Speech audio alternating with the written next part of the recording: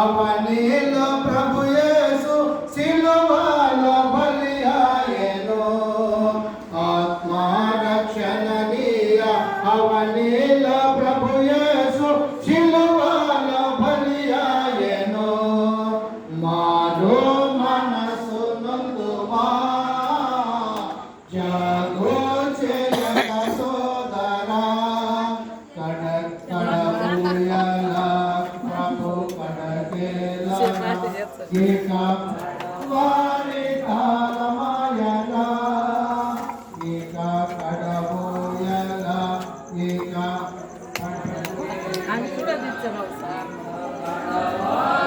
తాళమాయన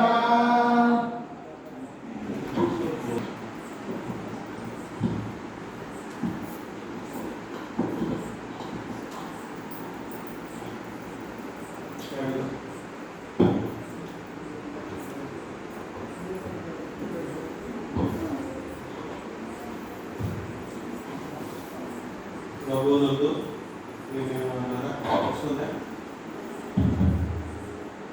మీ అందరికీ వందనాలు. ఇంతవరకు మనం అనేక కోణాల నుంచి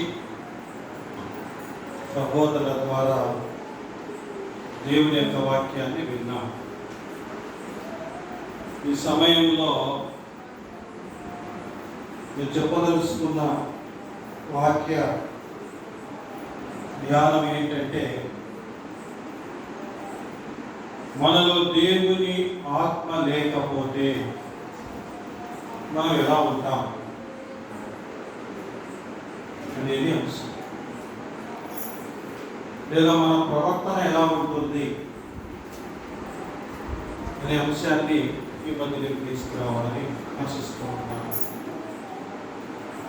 గలతీ పత్రికలో మనకు శరీర కార్యాలు, అదేవిధంగా ఆత్మ యొక్క ఫలము అనే రెండు విరుద్ధమైనటువంటి విషయాలు అక్కడ చెప్పబడ్డాయి. మరి శరీర కార్యాల గురించి మనం చూసినట్లయితే 19వ వచనంలో అనగా 5:19లో శరీర కార్యములు స్పష్టమై ఉన్నవి. అవేమనగా జారత్వము, అపవిత్రత, కాముకత్వము, తర్వాత అభిచారము, ద్వేషములు, కలహము, మత్సరము, క్రోధము, కక్షలు, భేదములు, విమతములు, అసూయలు, మత్తతలు, అల్లరితో కూడిన ఆటపాటలు.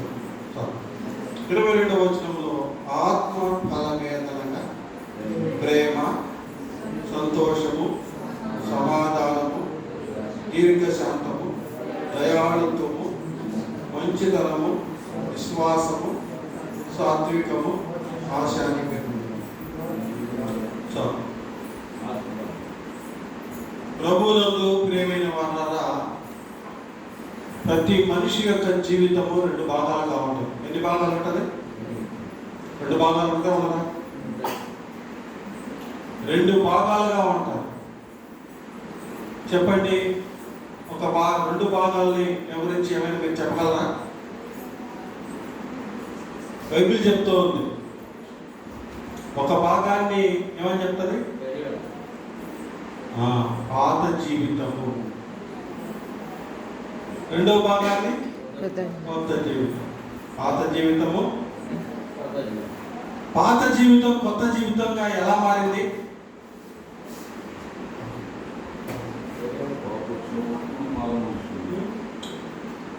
పాత జీవితము కొత్త జీవితంగా ఎలా మారింది? మనం మార్చుకోవాలంటే మారిపోతుందా? ఎలా మారింది? తీతు పత్రికలో 3వ అధ్యాయంలో చెప్పబడినట్టుగా పరిశుద్ధాత్ముడు మనలో నూతన స్వభావము కలగజేయుట ద్వారా మనకు కొత్త స్వభావం ఎలా వచ్చింది? మనం మార్చుకున్నామని కాదు, మనం మారం. ఎప్పుడు ఏ మానవుడు కూడా మారడు. నూతన స్వభావము దయచేయడం ద్వారా మనలో మార్పు వస్తుంది.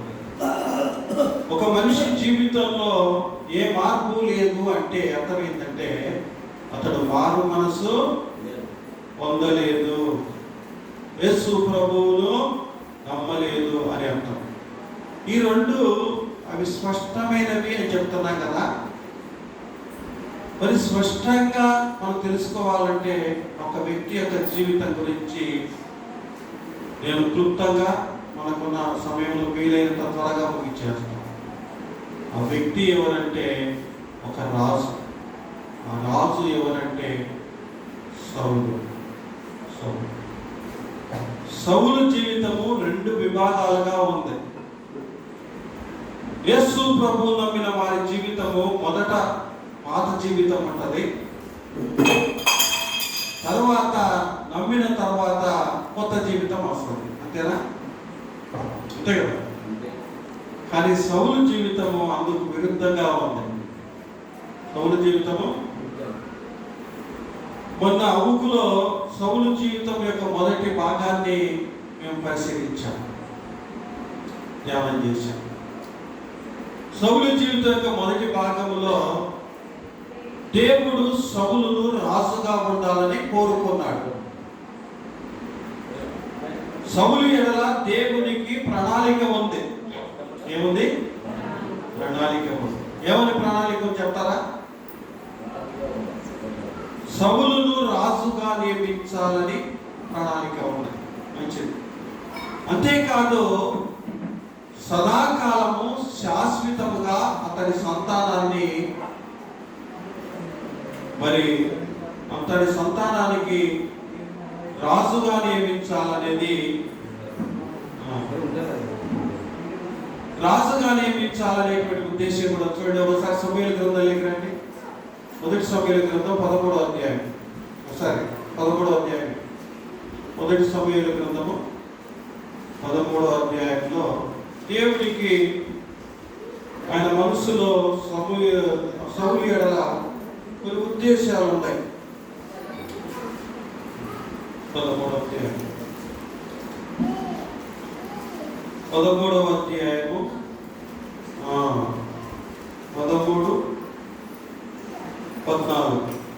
13వ వచనము చదువుకుందాం చాలు. అందుకు సమూయేలు ఇట్లనే, నీ దేవుడైన యెహోవా నీకు ఇచ్చిన ఆజ్ఞను గైకొనక నీవు అవివేకపు పని చేసి నీ రాజ్యము ఇశ్రాయేలు మీద సదాకాలం స్థిరపరచుటకు యెహోవా తలంచి ఉండెను. అయితే నీ రాజ్యము నిలవదు.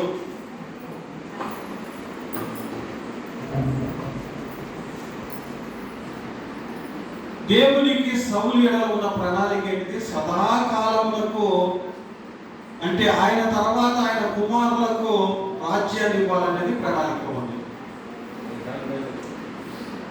మరి సౌలు ఎడల మాత్రమే కాదు, నీ ఎడల నా ఎడల దేవునికి ఏదైనా ప్రణాళిక ఉందా? మన మీద ప్రణాళిక లేదా? ఉదయకాలం సహోదరు చెప్పినారు, నా మహిమ నిమిత్తము నిన్ను సృజించింది. మనలో ప్రతి ఒక్కరి ఎడల దేవునికి ఒక ప్రణాళిక ఉంది. మనము ఆయనకు సాక్షులుగా ఉండాలి, ఆయనకు మహిమకరంగా ఉండాలి, ఆయన సన్నిధిలో ప్రార్థించే వారంగా ఉండాలి, రాజులైన యాజక సమూహంగా మనం ఉండాలి అని మన అంశం ఇది కాదు. కానీ మనం ముందుకెళ్ళే ముందు మనందరి ఎడలో కూడా దేవుడు తన మహిమను కోరుతూ ఉన్నాడు. మనందరి ద్వారా, మన జీవితం ద్వారా, మన కార్యాల ద్వారా, మన పద్ధతుల ద్వారా దేవుడు మనను ఆయన మహిమపరచబడాలని కోరుకుంటున్నాడు. సరే, దేవుడు ఆయనను హెచ్చించాడు, తన ఆత్మను దయచేశాడు, తన ఆత్మను కూడా దయచేశాడు. మరి యుద్ధం వచ్చినప్పుడు దేవుని యొక్క ఆత్మ బలముగా దిగి రాగా అమ్మోనీయుల విషయంలో మరి అతడు పరాక్రమశాలి, యుద్ధాలు చేశాడు. ఇశ్రాయేలు దేశాన్ని స్థిరపరచాలా సౌలు ద్వారా అనుకున్నాడు. ఇశ్రాయేలు చుట్టుపక్కల రాజ్యాలని జయించి సమాధానం దయచేయాలని దేవుడి ప్రజలకు అనుకున్నాడు. కానీ సౌలు దేవుడి ఉద్దేశాలకు అనుకూలంగా నడుచుకోవట్లేదు. అవివేకపు పని చేసింది. ఏం పని అంటే దేవుని యొక్క ఆజ్ఞలు మీరాడు. ఏ విషయంలో మీరాడంటే, ఏ విషయంలో ఆజ్ఞలు మీరాడంటే అమాలేకుల విషయంలో ఒకటి, ఇక్కడ బలి అర్పించే విషయంలో. ఈ ఆజ్ఞ మీరినందువల్ల ఇప్పుడు ఏమైపోయింది? రాజ్యము సదాకాలంలోకి ఇవ్వాలనుకున్న దేవుడు ఆ తలంపును అతని ఎడల మానేసుకున్నాడు. సరే, ఇచ్చేదేదో ఇచ్చినాను, ఇక నువ్వన్నా ఉన్నది అట్లా అనుకున్నాడు. కానీ మరొకసారి దేవుని మాట మీద తిరుగుబాటు చేశాడు. ఏ మాట మీద తిరుగుబాటు చేశాడు? అమాలేకీయులను సమూలంగా నాశనం చేయమంటే ఏం చేశాడు? చేశాడా? చేయలేదు. చేశాడు. కానీ వాటిలో క్రొవ్విన వాటిని మిగిల్చాడు. ఇప్పుడు సమూల నాశనం చేసి తిని అంటున్నాడు సౌలు. నేను యెహోవా చెప్పిన మాట ప్రకారము నేను అమాలేకీయులు నాశనం చేసి తిని అంటున్నాడు. సమూయేలు ఏమంటున్నాడు అంటే, ఈ యొక్క ఎద్దుల రంకెలు ఏంటివి సమూల నాశనం చేస్తాయి అంటే నీ దేవుడైన యెహోవా కొరకు బలి అర్పించడం కొరకు తీసుకొచ్చాను. మన సమూల నాశనం అంటారా ఇది? అంటే దీని అర్థం ఏంటంటే, దేవుని యొక్క వాక్యాన్ని మనం కొద్ది వాటిని బాగా అనుసరించి కొన్ని విషయాలను అనుసరించకపోతే మనం అనుసరించినట్ట ఆజ్ఞను అతిక్రమించాలంట. దేవుని యొక్క వాక్యానికి సంపూర్ణంగా విధేయత చూపకపోతే, నేను విధేయులను అనుకుంటే పొరపాటే. అర్థమైందా?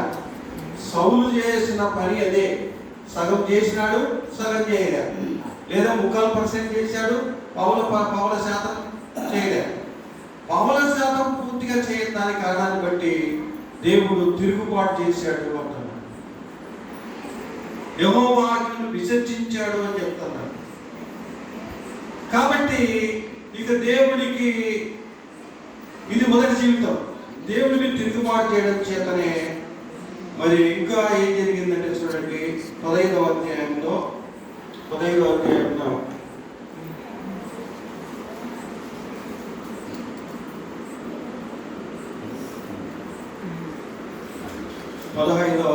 28వ వచనం. అప్పుడు సమూయేలు అతనితో ఇట్లనేమో, నేను యెహోవా ఇశ్రాయేలు రాజ్యము నీ చేతుల నుండి లాగివేసి. ఇప్పుడు రెండవ ఆజ్ఞ అతిక్రమంతో ఏమైపోయింది? నీ రాజ్యము లాగివేసి ఏం చేసినాడు? లాగివేశాడు. ఇంతవరకు తన సంతానానికి శాపం తెచ్చుకున్నాడు. ఇప్పుడు తన రాజ్యానికి నష్టం తెచ్చుకున్నాడు.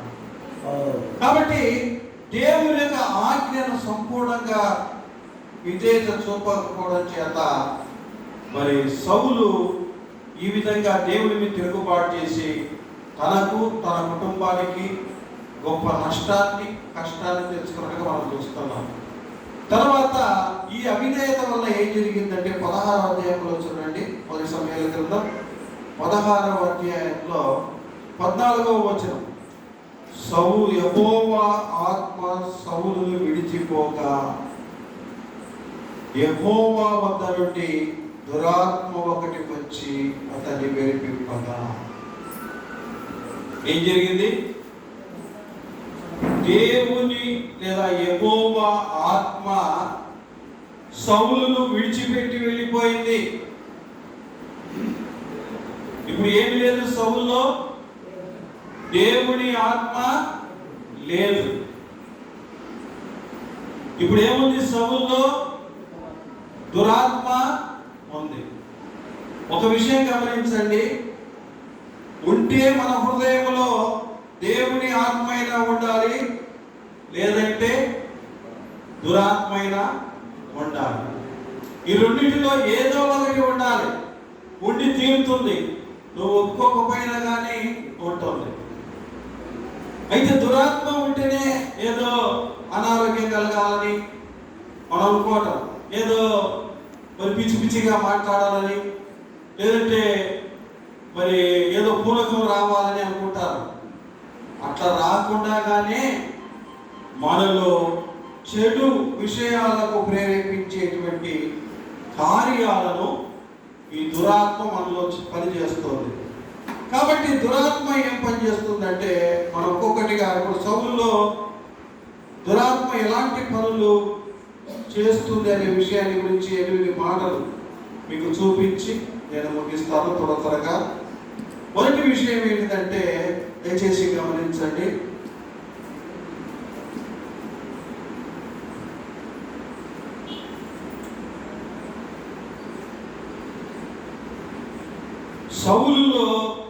సౌలు భయపడుతూ ఉన్నాడు. దురాత్మ వెరిపింపడం అంటే భయం. దురాత్మ ఏం చేస్తుంది? భయాన్ని పుట్టిస్తుంది. ఏం పుట్టిస్తుంది? భయాన్ని పుట్టిస్తుంది. ఇంతకుముందుకు సౌలు భయపడినోడు కాదు, ఫిలిష్తీయులకు భయపడినోడు కాదు, అమోనీయులకు భయపడినోడు కాదు, ఎక్కడ భయం అనేది ఎరగని వాడు. కానీ ఇప్పుడు సౌలులో భయము వచ్చింది. ఎందుకు వచ్చింది భయము? ఇది 18వ అధ్యాయంలో ఉంది. ఎందుకు వచ్చిందంటే, యెహోవా దావీదునకు తోడై ఉండుట చూచి భయపడేది. యెహోవా దావీదునకు తనను విడిచి దావీదునకు తోడై ఉండుట చూచి భయపడేది. దీనికి 1 సమయంలో 18:12 రెఫరెన్స్. దగ్గర సంగతి ఎందుకు వచ్చింది భయము? దావీదునకు యెహోవా తోడై ఉన్నాడు, తను విడిచిపెట్టాడు. ఇందువల్ల భయం వచ్చింది. ఎందుకు భయం వచ్చిందంటే, దురాత్మ చేతిలో ఉంది, దురాత్మ అతనిలో ఉంది. కాబట్టి అతనికి భయము వచ్చింది. దేవుడు దావీదునకు తోడై ఉండి ఎందుకు భయం రావాలి చెప్పండి? ఎందుకు వస్తుందంటే, మరి దేవుడు మన పక్షంలో ఉండగా విరోధి ఎవడు? ఎవరి పక్షం ఉన్నాడు ఇప్పుడు? దేవుడు దావీదు పక్షంలో ఉన్నాడు. అంతేకాదు, దేవుడు ఎవరి పక్షంలో ఉంటే వారిని దేవుడు కాపాడుతూ ఉంటాడు. ఏం చేస్తాడు? దేవుడు వారిని కాపాడుతూ ఉంటాడు. అంటే దేవుడు దావీదును కాపాడుతూ ఉన్నాడు. ఇంకొక కారణం ఏంటంటే, వారు చేయు కార్యములను సఫలమగును. ఏ చేసినదంతయు యెహోవా అతనికి తోడై ఉండి చేసినదంతయు దేవుడు సఫలము చేసెను. అది కారణము 39:3. తర్వాత ద్వితీయోపదేశ కాలం 2:7లో ఏమీ తక్కువ కాదు, నెమ్మది కలిగి. ఏం జరుగుతుంది? దేవుడు మనకు తోడై ఉంటే ప్రతి స్థలంలో కాపాడతాడు. ఏమీ తక్కువ కాదు. మనకు విరోధి అనేవాడు ఉండడు. మన జీవితంలో నెమ్మది ఏర్పడుతుంది. కాబట్టి ఇవి దావీదు కలిగినాయి. కాబట్టి దావీదుకు ఈ విధంగా దేవుడు తోడై ఉండటాన్ని బట్టి భయపడిపోయినాడు. దావీదుకు భయపడిన రెండో కారణం ఏంటిదంటే, మనం గమనిస్తే దావీదుకు భయపడిన రెండో కారణము, అతడు సత్ప్రవర్తన గలవాడై. 1 సమూయేలు గ్రంథం 18:15 చదవండి. 1 సమూయేలు గ్రంథం 18:15 వచ్చింది. దావీదు విశ్వాసబుద్ధి గలవాడై ప్రవర్తించుట సౌలు చూచి మరి అధికముగా అతనికి భయపడాడు. చూడండి ఎట్లా ఉందో. దావీదు మిగుల సుబుద్ధి గలవాడై ఉంట చూచి భయపడ్డాడు. భయం ఎందుకు వచ్చింది? దావీదు చూసే భయం అవుతుంది.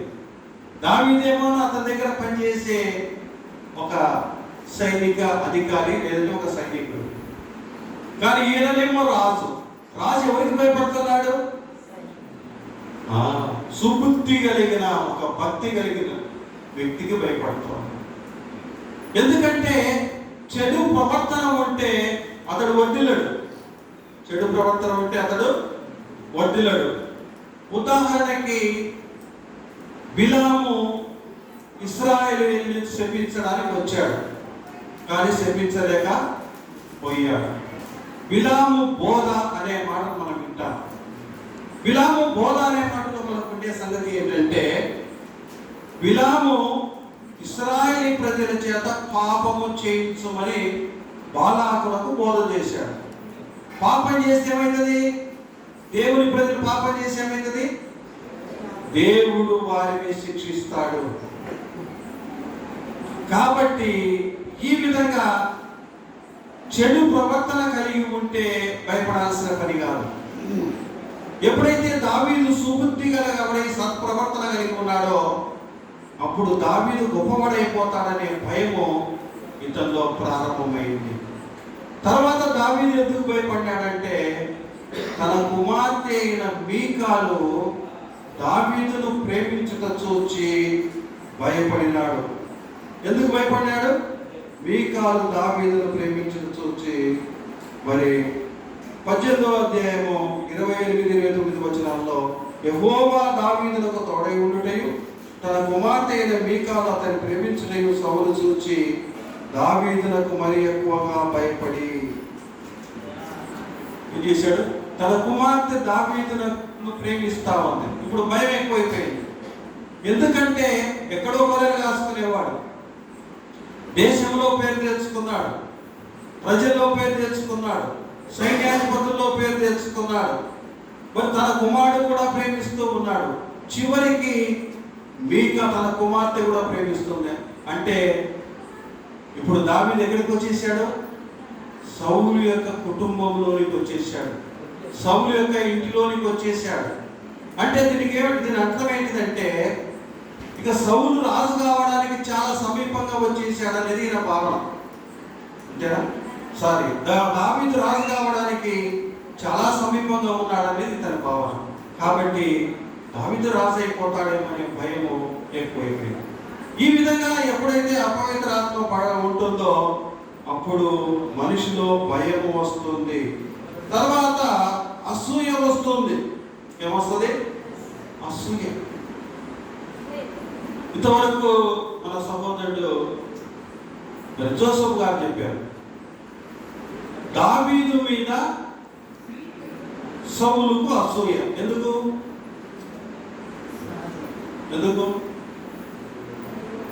దావీదు 10,000 కొలది, సౌలు 1,000 కొలది హతము చేసిన అనే మాటకి మరి అసూయ వచ్చింది. ఎవరికి? ఈ అసూయ ఎవరిలో ఉంటుందంటే ఆత్మీయులలో ఉండదు. దావీదు ప్రాణములకు తెగించి ఫిలిష్తీయుడైన గొల్యాతును చంపాడు. ఆ రోజు సంతోషపడలేదా? సంతోషపడ్డాడు. కానీ ఇప్పుడు అసూయ వచ్చింది.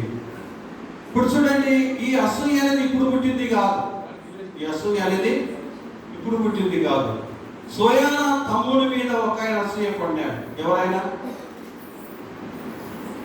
హేబేలు మీద కయ్యూను దేవుడు తన అర్పణను అంగీకరించలేదని కయ్యూను అసూయపడినట్టుగా మనం చూస్తున్నాం. సోయాన అల్లుడి మీద అసూయపడ్డాడు ఒక ఆయన, బాగున్నాడు. ఎవరంటే యాకోబు యొక్క మామలు లాబాను. ఆ మాట మనం ఆది కాలం 31-12 ఉంటుంది. లాబాను ముఖము చూసినప్పుడు అది నిన్న మొన్న వండినట్లు ఉండలేదు. కాబట్టి శరీరానుసారైనటువంటి మనుషులలో ఏముంటది? అసూయ ఉంటుంది. ఇప్పుడు దేవుని ఆత్మ లేకపోయిన కారణాన్ని బట్టి సౌలులో ఏమొచ్చింది? అసూయ వచ్చింది. తర్వాత 3వ పాయింట్ వచ్చేసి సౌలు హత్యలు చేయడానికి దిగజారాడు. చూడండి, దావీదును చంపడానికి ప్రయత్నిస్తున్నాడు. దావీదును చంపడానికి ప్రయత్నిస్తున్నాడు. దావీదు ఏమైనా శత్రువా? దావీదు శత్రువు కాదు. శత్రువు కాకపోయినా కానీ దావీదును చంపడానికి అనుదినము చూడండి. ఒక మాట చెప్ప, మొదటి సమయాల గ్రంథం 19వ అధ్యాయము 9 నుంచి 10 వచనాలు. యెహోవా వద్ద నుండి దురాత్మ సౌలు మీదికి వచ్చెను. సౌలు ఈట చేత పట్టుకొని ఇంట కూర్చుని ఉండెను.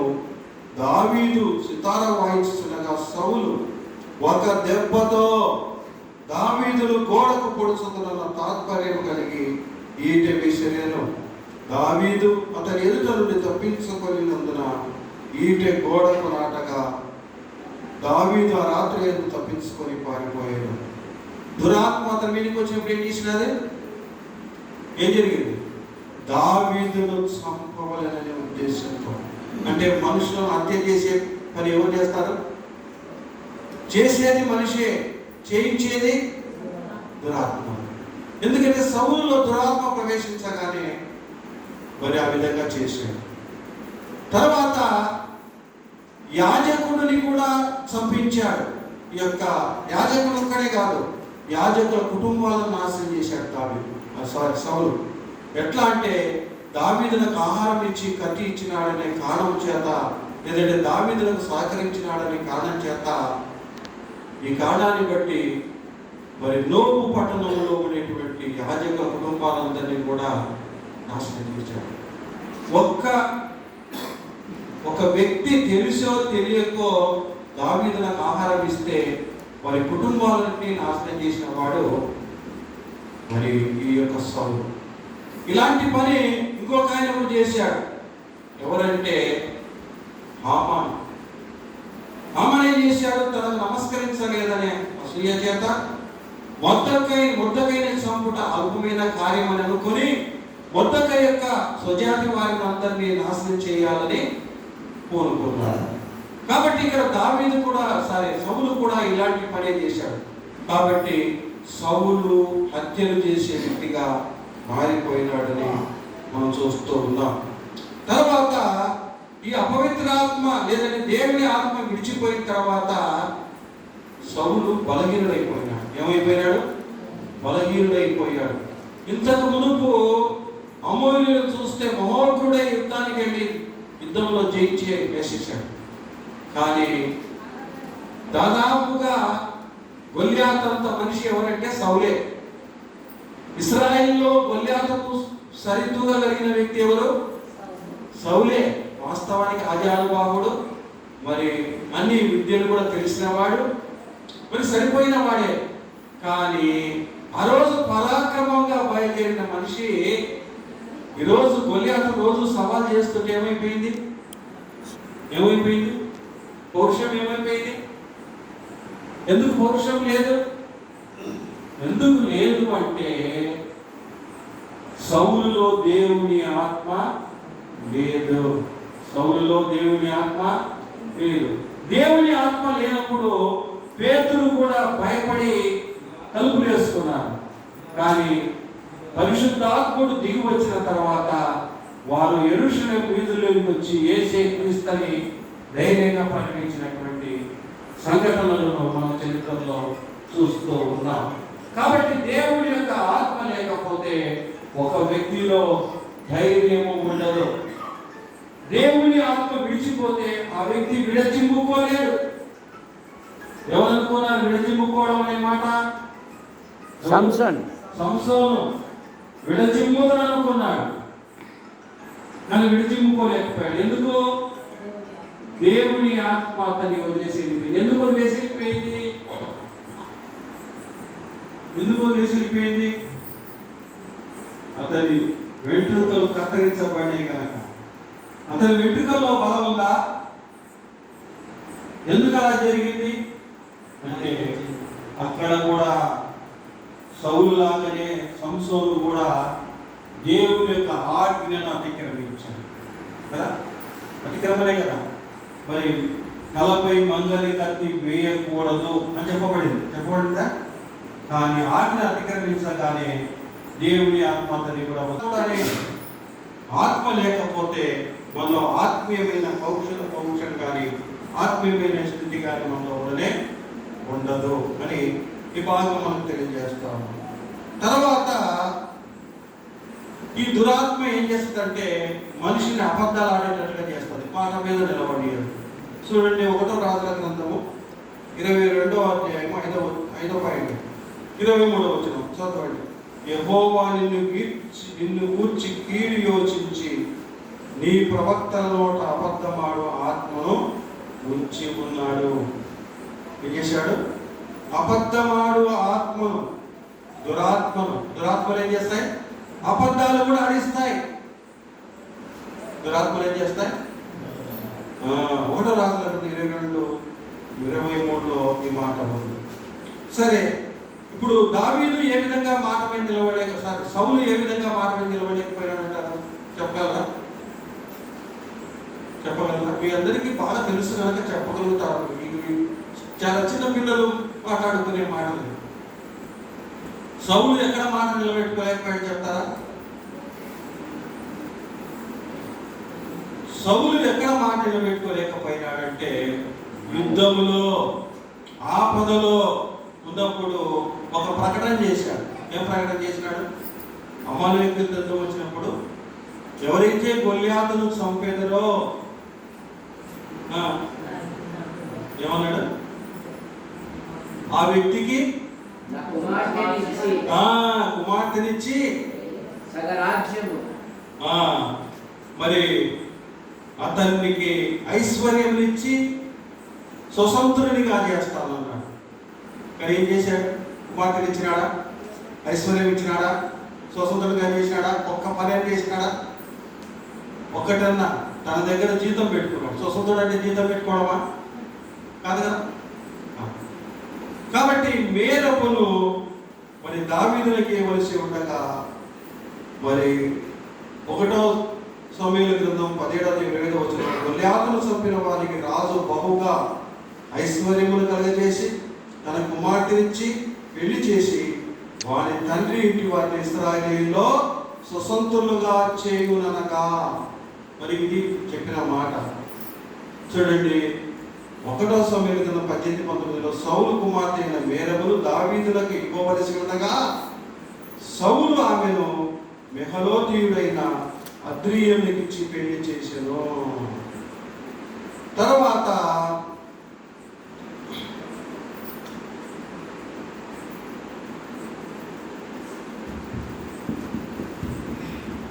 అబద్ధమాడే ఆత్మ దురాత్మ కలుగుతుందని చెప్పే కదా. యోనాతాను 1 సమూయేలు గ్రంథం 19:6 వచనంలో తన తండ్రికి వెళ్ళి, నువ్వు దావీదును ఎందుకు చంపాలనుకుంటున్నావు? ఇశ్రాయేలీయులకు రక్షణ కలుగజేసింది దావీదే కదా, మరి అతన్ని చంపడం న్యాయమా? మనకి ఏ కీడు చేసినాడు అని మాట్లాడితే అప్పుడు ఏమన్నాడే? యెహోవా జీవంతోడు నేను దావీదును చంపనని ప్రమాణము చేశాడు. చూడండి, ఈ మాటలు మనము గమనించినట్లయితే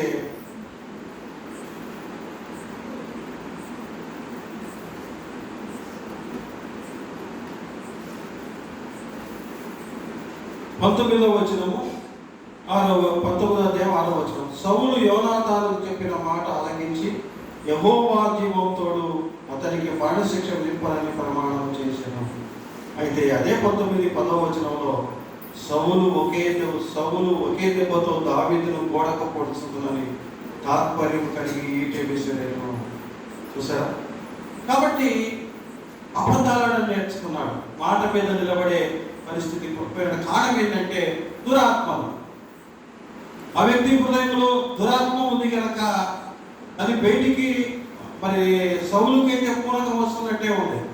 కానీ కొందరిలో పూనకం రాదు, చాలా మందిలో రాదు ఈరోజు సమాజంలో. కానీ అవి చేసే పనులు మాత్రం, క్రియలు మాత్రం బయటికి వస్తూనే ఉంటాయి. ఈ విధంగా మరి వారు లేదా సౌలు అబద్ధాలాడడం అనేది చేస్తూ వచ్చారు. తర్వాత న్యాయాధిపతుల గ్రంథం 9వ అధ్యాయం 24వ వచనంలో చూసినట్లయితే దేవుడు అబీమెలెకునకు షెకెము యజమానులకు వైరము కలగజేసేటకై వారి మీదికి దురాత్మను పంపాను. దురాత్మ చేసే పని ఏంటి? ఏ పని చేస్తుంది? వైరము కలగజేస్తుంది, వైరము కలగజేసే పని దురాత్మల పని, తగాదాలు పెట్టే పని దురాత్మల పని. ఇప్పుడు సౌలు కూడా వైరం తెచ్చుకున్నాడు. ఎవరితో తెచ్చుకున్నాడు? దావీదుతో తెచ్చుకున్నాడు. దావీదు ఏమైనా శత్రువా? కాదు. ఆయన చేశాడా? ఎప్పుడైనా ఇబ్బంది పెట్టాడా? నష్టం చేశాడా? ఏ తప్పిదమైన చేశాడని ఏ తప్పిదం చేయలేదు. కానీ వైరము పుట్టించే ఆత్మ దురాత్మ అని మనం గమనించాలి. తర్వాత సత్యమును ఎదిరించాడు. ఎందుకు సత్యం ఎదిరించాడంటే రోమపత్రిక 1:25 వారు తమ మనస్సులో దేవునికి చోటు ఇయ్యలేకపోయారు కనుక చేయరాని కార్యములు చేయుటకు దేవుడు భ్రష్ట మనసులకు వారిని అప్పగించెను. సౌలు హృదయంలో దేవునికి చోటు లేదు కాబట్టి దేవుడు ఏం చేశాడు? భ్రష్ట మనస్సులకు. ఈరోజు కూడా ఎవరైతే యేసు ప్రభువుకు దూరంగా ఉన్నారో, ఎవరైతే యేసు ప్రభువును ఇంకా స్వీకరించకుండా ఉన్నారో వారి జీవితాల్లో ఈ కార్యాలు మనం చూడవచ్చు. భ్రష్ట మనస్సు అంటే మరి మనస్సులోనే చెడిపోయిన మనస్సు. ఈ చెడిపోయిన మనస్సు ఏంటంటే సౌలు ఏం చేశాడంటే కర్ణ పిశాచములు గల వారి వద్ద విచారణ చేశాడు. కర్ణ పిశాచములు కలిగిన వారిని వద్ద విచారణ చేసిన వాడిని మరి ఇశ్రాయేలు జనములో ఉండనివ్వకూడదు, వాడిని చంపాలి అని మరి దేవుడి యొక్క వాక్యము చెప్తా ఉంది. చూడండి, 1 ద్వితీయోపదేశకాండం 18:11 కర్ణ పిశాచి నడుగు వారినైనను దయ్యముల వద్ద విచారణ చేయవారినైనను మీ మధ్య ఉండనీయకూడదు. లేవియకాండం 26 కర్ణ పిశాచి గల వారితోనూ సోదగాండ్రతోనూ వ్యభిచరించుటకు వారి తట్టు తిరుగు వాడేవాడో వానికి విరోధినై ప్రజల్లో నుండి వారిని కొట్టివేతును. అంటే శకునాలు తెలుసుకునేవాడు. ఈరోజు క్రైస్తవుల్లో మరి ఎంతమంది ఉన్నారు? జ్యోతిష్యాలు తెలుసుకునే క్రైస్తవులు ఎంతమంది ఉన్నారు? శకునాలు తెలుసుకునే క్రైస్తవులు ఎంతమంది ఉన్నారు? దేవుడి ఆత్మ మనలో ఉంటే ఇట్లాంటి పనులు చెయ్యం.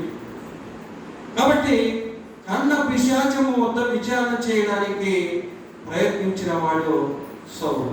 అంటే దేవుని యొక్క సత్యానికి విరోధముగా పనిచేస్తూ ఉన్నాడు.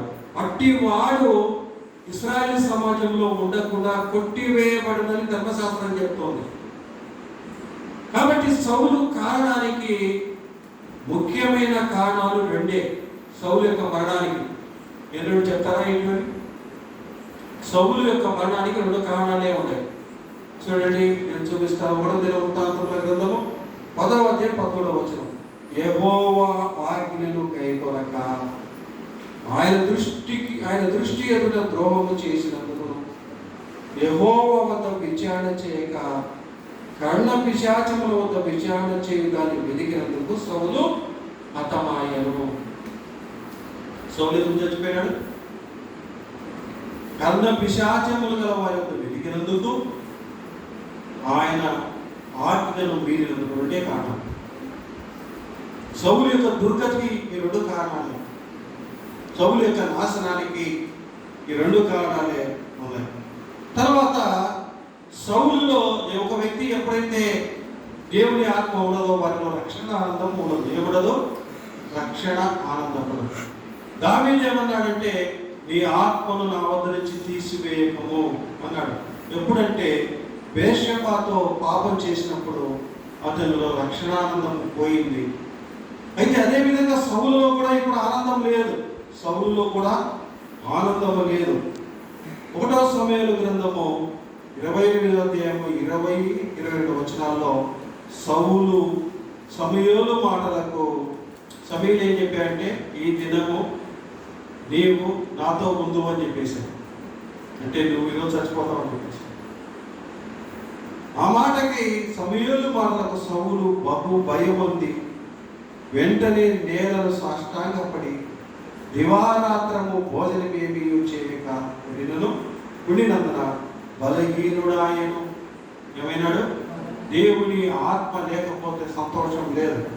తర్వాత 22వ వచనంలో అప్పుడు ఆ స్త్రీ సౌలు దగ్గరికి వచ్చి అతడు బహు కలవరపడుట. ఏం పడుతున్నాడు? కలవరం, సంతోషం లేదు, కలవరము, భయము, చింత, ఆందోళన. ఎందుకంటే పరిశుద్ధాత్మకు లేడు.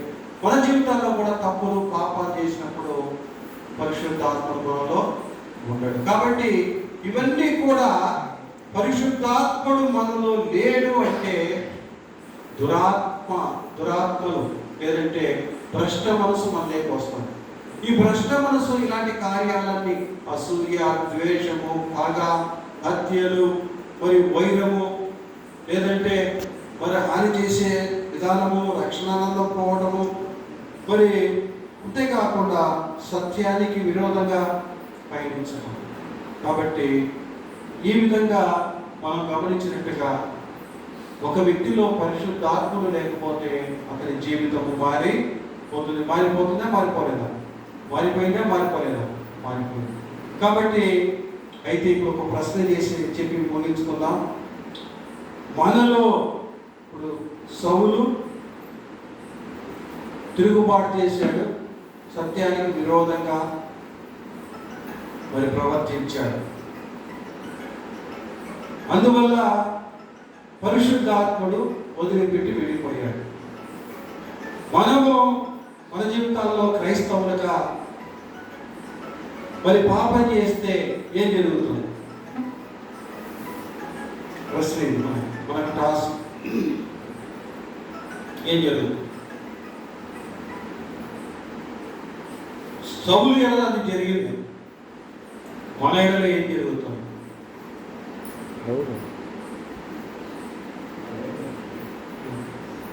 ఇదొక మాట చెప్తే ముగించుకొని మనం వెళ్ళిపోతాం.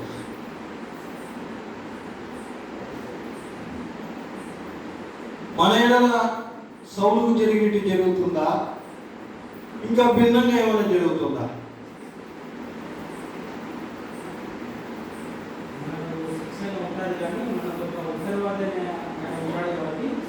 మన తరఫున ఆయన దేవుని దగ్గర చెప్తాడు కాబట్టి మనకు క్షమాపణతో పాటు శిక్ష ఉంటారు. అది యోహాను రాసిన పత్రికల్లో మొదటి పత్రిక ఉంది.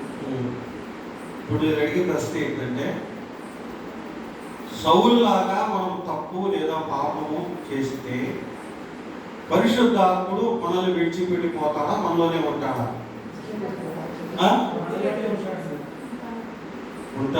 ఉంటాడంతో చేతులు ఎత్తండి. ఒకరు, ఇద్దరు, ముగ్గురు, నలుగురు, ఓకే, అంత అందాజుగా చేతులు ఎత్తాకండి. అందాజుగా ఎత్తండి.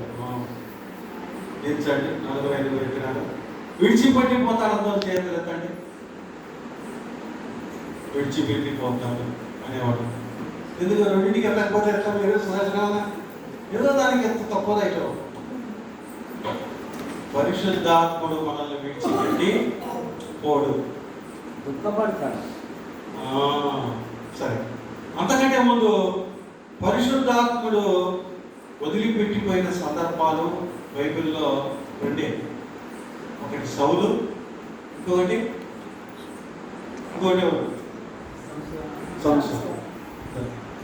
ఇద్దరిని వదిలేసి ఇద్దరు కానీ యేసు ప్రభువు నమ్మిన మన జీవితాల్లో యేసు ప్రభు ఆత్మ, ప్రభు ఆత్మ, పరిశుద్ధాత్ముడు ఒక్కసారి మన హృదయంలో ప్రవేశించిన తర్వాత ఇంకెన్నటికీ ఆయన మనల్ని వదిలిపెట్టిపోడు. షుగర్ వస్తే పోతుందా? బీపీ వస్తే పోతుందా? పోదు. ఎప్పుడు పోతాయి? పరిశుద్ధాత్ముడు కూడా మనం తీసుకొని పోయేంత వరకు ఎక్కడ పోతాడు? మనలో ఉంటాడు, మనతో ఉంటాడు. కానీ మనం తప్పు పాపం చేసినప్పుడు కనెక్షన్ కట్ అవుతుంది. ఏం కట్ అవుతుంది? ఎవరికి కనెక్షన్ కట్ అవుతుంది? మనకు దేవునికి ఉండే కనెక్షన్ తెగిపోతుంది. దేవునికి మనకు ఉండే కనెక్షన్ కట్ అయిపోతే ఏం జరుగుతుంది?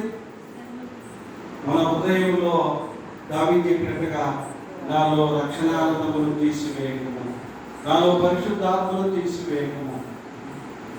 అని చెప్పినట్టుగా సౌలు కూడా బహు కలవరపడసుడెను, బహు భయమునందెను అనే మాటలో మనకు శ్రమలు కష్టాలు ఉంటాయి, కానీ వెంటనే మనలో ఆనందం అంత మించిన ఆనందం వదిలిపెట్టాడు. అట్లాగే ఇష్టానుసారంగా బ్రతికితే మాత్రము రక్షణానందము మనలో ఉండదు. కానీ పరిశుద్ధాత్ముడు దుఃఖపడతాడు, మనలో పరిశుద్ధాత్ముడు దుఃఖపడతాడు. అది పాత నిబంధన సత్యము, ఇది కొత్త నిబంధన సత్యము. కాబట్టి మనలో కూడా మరి మనం ఆలోచించుకోవాలి, మనలో పరిశుద్ధాత్మ ఉంటే మన క్రియలు ఎలా ఉన్నాయి? ఆత్మానుసారంగా ప్రేమ, సంతోషము, సమాధానము, సాత్వికము ఇలాంటివి ఉన్నాయా? లేదంటే కోపము, మత్సరము, అసూయ, విభేదములు, మద్దతులు? ఈ రెండింటికి కారణం ఏంటంటే ఒకటి పరిశుద్ధాత్మ దేవుడు, రెండవది దురాత్మ. చెడు కార్యాలకు ఇంతకుముందు రవి హృదయం అనే ఒక బొమ్మ, ఒక పిక్చర్ వచ్చి క్యాలెండర్ పిక్చర్ వచ్చేది. ఆ హృదయం చుట్టూ ఈ చెడు గుణాలన్నీ చుట్టూ ఉండేవి. మరి దాని గురించి ఏం బోధించేవాళ్ళంటే, ఎప్పుడైతే పరిశుద్ధాత్ముడు ఏదైనా మరి వెళ్ళిపోతే ఎప్పుడెప్పుడు మనవుల్లో ప్రవేశించుదామా అని ఈ యొక్క కాసుకొని ఉన్నాయి. కాబట్టి ఎప్పుడైతే మన హృదయంలో బైబిల్ చదవడం, ప్రభువుకు స్థానం తప్పిస్తామో అప్పుడు ఒక్కొక్క దుర్గుణం మనలో ప్రవేశించడానికి ప్రయత్నిస్తూ ఉంటాయి. కాబట్టి మన హృదయంలో ప్రభువును ప్రతిష్ఠిస్తే మనము ఆత్మానుసారంగా నడుచుకుంటాం. మన హృదయంలో ప్రభువును ప్రతిష్ఠించుకోకపోతే నువ్వు అడగకపోయినా, నువ్వు కోరుకోకపోయినా దురాత్మ, భ్రష్ట మనస్సు, వైరం కలుగజేసే ఆత్మ, హత్యలు చేసే ఆత్మలు, భయపెట్టే ఆత్మలు మన హృదయంలోనికి వస్తాయని మనకి ఈ పాఠం నేర్పుతాం కదా. కాబట్టి మనిషి హృదయంలో ఏదో ఒకటి ఉండాల్సిందే. దేవుడి ఆత్మ అయిన ఉండాలా? దురాత్మ అంటే ఇంతవరకు నేను చెప్పినట్టుగా ఏదో మూగటము, లేదంటే ఏదో అనారోగ్యాలు చేయడం కాకుండా అతని మనస్సులో చెడు భావాల్ని, ఆలోచనలు పుట్టించి అతని జీవితాన్ని నాశనం చేసేది, మనకు వైరము కలగజేసేదను దేవుని వాక్యంలో రాదు. అంటే ఇలాంటి కార్యక్రమాలని మరి సౌలు దావీదును ఒక పూటతో పొడిచేదను అని ప్రేరేపణించినాడు అపవాది. చూసారా? కాబట్టి ఈ ప్రేరేపణలన్నీ కూడా దురాత్మ వల్ల కలిగే ప్రేరేపణలు, ఆత్మ లేనప్పుడు జీవించే జీవితం. కాబట్టి మరి అందరూ యేసు ప్రభు నమ్ముకున్నారా? నమ్ముకున్న ఎవరైనా చేతులు ఎత్తండి. నమ్ముకున్న ఇంకా అందరూ పరిశుద్ధాత్మ పొందారా? మీ అందరి హృదయంలో పరిశుద్ధాత్మ ఉన్నాడా? పోయించినాడా? పోయి రాలేదా? కూడా వెరీ గుడ్, మంచిది, చాలా వందనాలు. కాబట్టి మనం గమనించిన సత్యం ఏంటంటే మనలో ఆత్మ కార్యం ఉంటే ఆత్మ కార్యాలు ఆత్మానుసారంగా ఉంటాయి. మనలో పరిశుద్ధాత్ముడు లేకపోతే మన జీవితంలో కార్యాలు భిన్నంగా ఉంటాయి, శరీరానుసారంగా ఉంటాయి. క్రోధము ఇప్పుడు సౌలు జీవితంలో చూసినట్టుగా. కాబట్టి మనమందరం కూడా ఆత్మానుసారంగా జీవించాలని కోరుకుంటున్నాను. నేను ఈ మాటలు మీకు ముగిస్తున్నాను. దయచేసి గమనించండి. వచ్చే నెల అనగా అక్టోబర్ 8, 9 తారీఖులు దసరా సెలవుల్లో నగరచ స్థానిక సంఘంలో యవనస్తుల మీటింగ్ ఉంది. యూత్ మీటింగ్ పోయినసారి పెట్టా, ఈసారి కూడా మరి ఉంటుంది. తప్పనిసరిగా అందరూ ఈ స్థానిక సంఘం యవనస్తులు, కొందరు పెద్దలు కూడా రావచ్చు. ఎందుకంటే వాళ్ళకి కేర్ టేకర్గా ఉండడానికి సహోదరులైనా మరి మీ అందరినీ కూడా మేము ప్రేమతో ఆహ్వానిస్తూ ఉన్నాం. గొప్ప తరుణము, మంచి మేలుకరమైనటువంటి ఉపదేశము, జీవితాలకు పనికొచ్చే ఉపదేశాలు అక్కడ ఉంటాయి కనుక మీరందరూ కూడా తప్పనిసరిగా వస్తారని ఆశపడుతూ ఉన్నాను. వస్తారు కదా? మంచిది, అందరు రావాలా. వైడూరి మా ప్రియాంక కదా, అందరు రావచ్చు అమ్మా. 40 సంవత్సరాల లోపలంతా రావచ్చు, పెద్దలు కూడా రావచ్చు, ఒక 2 లేదా 3. ఓకేనా?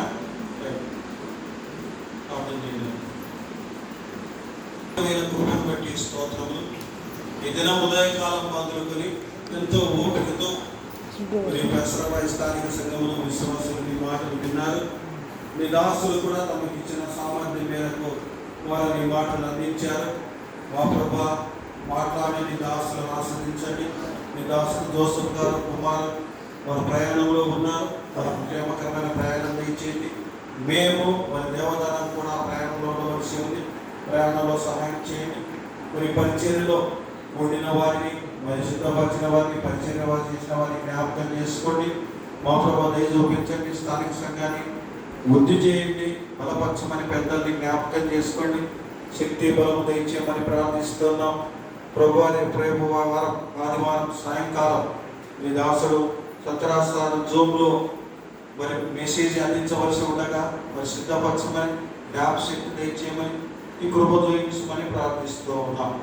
ఆస్వాదించే నీ చేతులకే మరి ఈ కూడికలంతటిలో మీ గొప్ప ఆదరణను సహాయం దయచేసినందుకే నీకే స్తుతులు స్తోత్రములు చెల్లించుకుంటూ యేసుక్రీస్తు ప్రభువులో మమ్మల్ని ప్రార్థించి అడిగి వేడుకుంటున్నాం తండ్రి. ఆమేన్.